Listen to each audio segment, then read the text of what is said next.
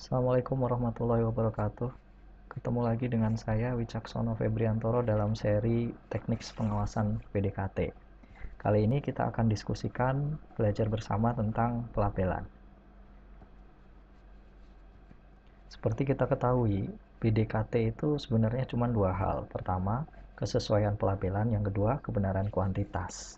Kesesuaian pelabelan sendiri intinya ada beberapa hal yang minimal dalam sebuah label kemasan itu harus ada. Pertama, penulisan lambang satuannya benar. Yang kedua, ada nama produsen atau pengemasnya. Yang ketiga, penulisan kuantitas, tinggi huruf dan angka kuantitas memenuhi ketentuan. Secara lebih lanjut akan kita lihat dalam slide selanjutnya. Oke, pertama label. Apa sih label itu? Secara umum atau intinya, label adalah setiap keterangan atau informasi mengenai produk yang ditempelkan, direkatkan, atau berada pada kemasan. Informasinya apa saja? Bisa nama barang, kemudian kandungannya, kemudian SNI-nya, label halal, atau ketentuan lain yang dipersyaratkan peraturan perundangan. Kemudian bagaimana sih pelabelan yang berdasarkan Permendak nomor 31 yang sesuai ketentuan? Kita akan lihat slide berikut. Ya. Contoh dalam sebuah snack kemasan ada tiga hal. Pertama adalah nama atau identitas. Nama atau identitas ini kadang sering disalahkan atau sering dimispersepsikan dengan merek. Di sini namanya adalah Malkis rasa abon sapi, mereknya Kongguan. Kemudian nama dan tempat manufaktur di sini jelas PT Kongguan Biskuit. Kemudian lokasinya di peraturan minimal adalah nama kotanya, tapi semakin lengkap semakin bagus. Jakarta, Indonesia. Kemudian kuantitas di sini sudah sesuai ya, artinya berat bersihnya tercantum 145 gram, G-nya kecil, penulisannya betul. Secara lebih lanjut, Permendak 31 mengatur lagi mengenai ketentuannya, yaitu harus menggunakan bahasa Indonesia yang jelas dan mudah dimengerti. Kemudian kalau mau pakai penggunaan bahasa selain bahasa Indonesia boleh, tapi kalau tidak ada padanannya. Terakhir, pencantuman label itu harus dilakukan sehingga tidak mudah lepas, tidak mudah luntur, serta mudah untuk dilihat dan dibaca. Oke, ada 4 hal ketentuan pelabelan berdasarkan jenis BDKT-nya. Ya, ini mengatur mengenai jenis-jenis BDKT sebenarnya.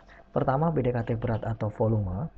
Yang kedua, BDKT yang dinyatakan dalam panjang, luas, atau jumlah hitungan.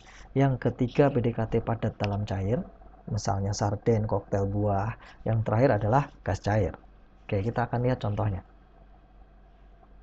Untuk PDKT yang dinyatakan dalam berat atau volume, dia seharusnya memiliki kata kuantitas, isi bersih, berat bersih, atau neto. Kita akan lihat salah satu contoh sampel dari produk gula. Kita bisa lihat gulaku di sini sudah sesuai ya, neto 5 kg. Kemudian produk yang dinyatakan dalam panjang, luas, atau jumlah hitungan, dia harus menentukan atau mencantumkan nilainya. Contoh di sini teh dalam kemasan ada 25 teh kantong teh, neto totalnya adalah 50 gram. Kemudian contoh berikutnya yaitu tentang padat dalam cair. Seperti kita ketahui tadi, seharusnya dia tulisannya adalah berat tuntas atau bobot tuntas atau drain weight. Ini kurang tepat ya, net weight. Terakhir ada gas cair. Seperti telah dijelaskan sebelumnya, ya, dalam gas cair ini kata kuantitas yang tercantum yaitu berat kosong atau berat tabung kosong. Sudah sesuai. Hal lain yang diatur adalah tinggi minimum huruf dan angka.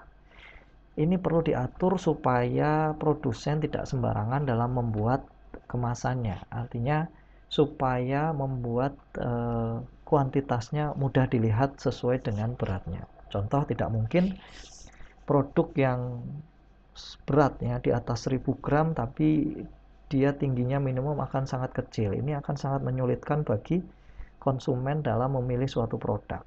Menyesuaikan. Semakin tinggi, semakin besar produknya, semakin berat, semakin banyak, maka tinggi minimumnya akan semakin besar. Ya, tujuannya supaya mudah terlihat. Oke. Ada yang perlu diperhatikan ketika melewati 1000 gram atau 1000 mili, ya. Dia tidak ditulis lagi 1500 atau 2000, tapi langsung dikonversi ke kilogram atau liter. Contoh, bukan 1.500 ml tapi 1,5 liter, bukan 2.000 gram tapi 2 kilogram. Ini contoh penulisan yang sering kadang kita temui di pasaran, ya. Masih kadang salah kilogram, K-nya besar, G-nya besar, meter, M-nya besar, dan seterusnya. Berikut contoh-contoh penulisan lambang satuan ya. Seperti yang kita sudah bahas, Vilma 2 liter ya, bukan 2000 ml. Ya. Berasnya neto 5 kg bukan 5.000 gram. Untuk pada dalam cair ada dua hal. Berat bersih itu artinya berat sarden plus cairannya, sausnya 155 gram, sedangkan berat tuntas adalah berat sarden itu sendiri yaitu 100 gram. Ya. Berikut contoh hasil pengamatan tinggi huruf dan angka kuantitas nominal. Beras organik kuantitas nominalnya 1 kilo, tinggi huruf 6, tinggi angka 11,5.